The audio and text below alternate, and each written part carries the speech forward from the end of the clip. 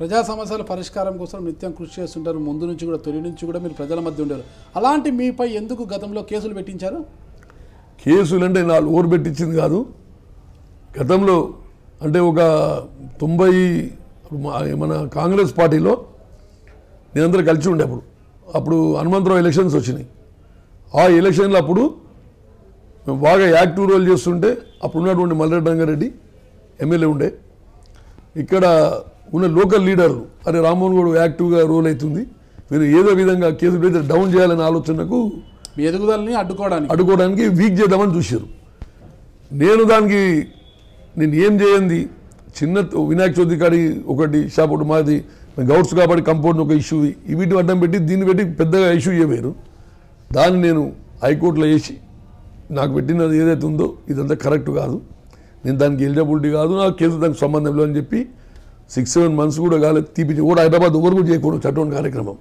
నేను ఒక 8 months లోపలనే అవన్నీ ఏం లేకుండా ఇప్పుడు కూడా నేను మొన్న జరిగిన దాంట్లో కూడా గత ఈ మధ్య 20 ఏళ్ళల్లో ఒక్క కేసు లేదు నాది.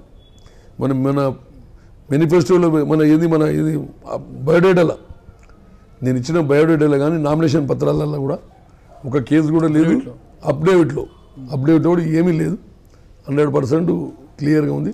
కావాలని ఏంటంటే ఇప్పుడు టీఆర్ఎస్ పార్టీ మీద కానీ రామ్మోహన్ కూడా పనిచేయడానికి కానీ ఇట్లా మాట్లాడాలి, కానీ వ్యక్తిగతంగా ఏంటంటే ఏదో చెప్తే ఏదో లాభం అవుతుంది అంటే నేను ఇంకోటి ఏంటంటే ఇక్కడ ఉట్టి పెరిగినోడిని, నా గురించి కొత్తగా నేను బయటికి వెళ్ళి రాలే కదా, బయటికి వెళ్ళి వస్తేనేమో అవును అక్కడ ఏం చేసి వచ్చిండ్రోడు ఆయన అనొచ్చు. నేను ఈడనే పెరిగిన అందరికీ తెలుసు, నా గురించి ఇంకా కొత్తగా చేయాల్సింది ఏముంది. కావాలని సుధీర్ రెడ్డి ఇటువంటి ప్రచారాలు చేసిందంటే ప్రజలు నవ్వుకుంటారు. మర్రెడ్డి రంగారెడ్డి ఎమ్మెల్యే ఉన్న 5 ఏళ్ళు రామేగౌడ ముంగడు ఉండి నడిపించిండు, ఆయన వేసిండు గెలిపించిండు. సుధీర్ రెడ్డి కూడా నేనే చీఫ్ ఏజెంట్ ఉన్నా, నేనే ఫస్ట్ మొత్తము దగ్గరుండి నడిపించింది గెలిపించింది నేనే. అప్పుడు లేనిది ఇవాళ ఇవన్నీ మాట్లాడుతుంటే నాకే నవ్వొస్తుంది అలా పరిస్థితి. ఎందుకంటే ఏమి లేక ఇక టీఆర్ఎస్ పార్టీని ఏమనలేక, మన కేసీఆర్ గారి గురించి కూడా ఏం మాట్లాడలేక, రామ్మోహన్ కూడా ఏం పనిచేయడానికి మాట్లాడలేక ఇట్లాంటివి చెప్పి ఏదో పబ్లిక్ని మిస్గైడ్ చేస్తే బాగుంటుందని ఆలోచన పోతుంది. కానీ ఇవన్నీ నడవయి సార్, ఎందుకంటే ప్రజలు బాగా చైతన్యమని. ఇంకోటి ఏంటంటే ఒక బీసీ బిడ్డని నేను కావాలని అలా ఒక కులం పిచ్చితోటి ఆయన చేస్తూ ఉండు రాజకీయాలు, కులం పిచ్చితో రాజకీయాలు చేస్తూ ఉండు, ప్రజలకు మాట్లాడుతున్నాడు, వాళ్ళందరూ కోపంగా అయిపోయింది. అది ఉన్నది నువ్వు మాట్లాడాలి కానీ లేని మాట్లాడుతున్నావు, తప్పులు పోతున్నావు అని చెప్పి సంకేతాలు వస్తున్నాయి. రేపు ఇవన్నీ రిజల్ట్ చూపిస్తుంది, రిజల్ట్ రోజు బయటపడుతుంది. గతంలో మీరు కాంగ్రెస్ పార్టీలో ఉన్నప్పుడు 2 సార్లు హైదరాబాద్ నుంచి మీరు మార్కెట్ కమిటీ చైర్మన్గా పనిచేశారు కదా, అంటే ఆ రోజుల్లో రైతుల కోసము మీరు ఏం చేశారు, రైతు సంక్షేమం కోసం ఏం చేశారు?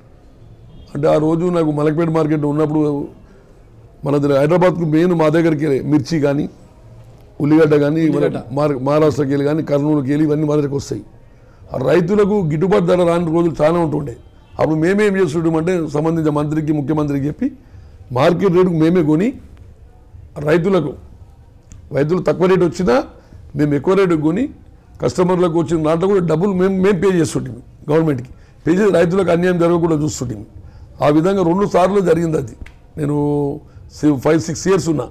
ఆ 3 ఏళ్ళ అట్లా 2-3 సార్లు జరిగినా కూడా ఆ విధంగా చేసినాం. వాళ్ళు వచ్చినప్పుడు విశ్రాంతి గదుల కోసం కానీ లేదా రేటు వచ్చినప్పుడు కూడా తక్కువైనప్పుడు కూడా మళ్ళీ ఈ ట్రేడర్స్ అందరూ కూర్చోబెట్టి అట్లా మీరు తక్కువ రేటుకు అట్లా కాదు అన్యాయం జరిగిపోతుంది, మార్కెట్ ఉన్న రేటుకు కొద్దిగా వెంచేయాలకు ఇవన్నీ అన్యాయం చేయొద్దని చెప్పి ఎన్నో విషయాలలో నేను కిందికి వచ్చినా కాబట్టి అలాగే ఏడు కూడా అన్యాయం జరగకుండా చేసుకోవడానికి నేను చొరవ చూపించినాను. మీరు అన్నారు నిరుద్యోగ భృతి దాదాపు 6,000 మందికి వచ్చే అవకాశం ఉంది ఇక్కడని. అంటే నిరుద్యోగ భృతి ఇవ్వచ్చు, కానీ ఆ నిరుద్యోగులకు ఉపాధి కల్పిస్తే మరింత బాగుంటుంది.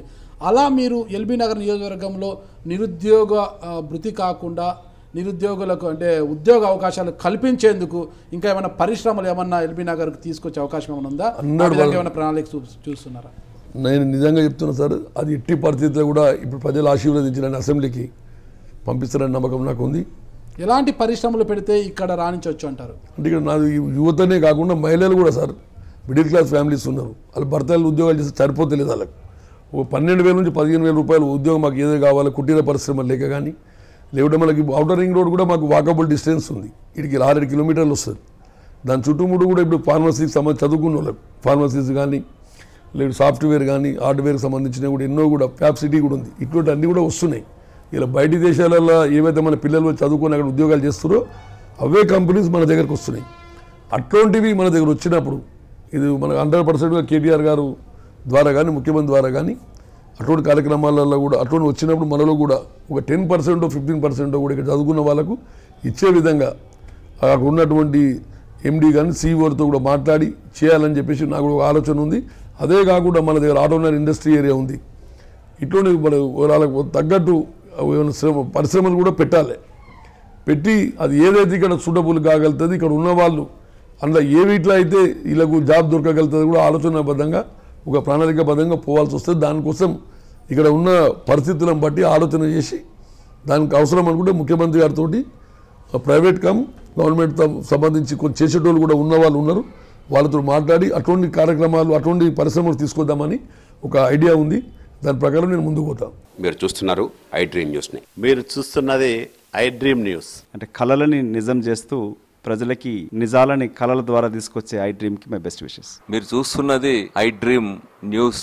మీరు చూస్తున్నారు I dream channel. For more videos please subscribe I dream. మరిన్ని వీడియోల కోసం ఐ డ్రీమ్ని సబ్స్క్రైబ్ చేయండి. Please subscribe I dream. And I am very much satisfied with the way interview went on.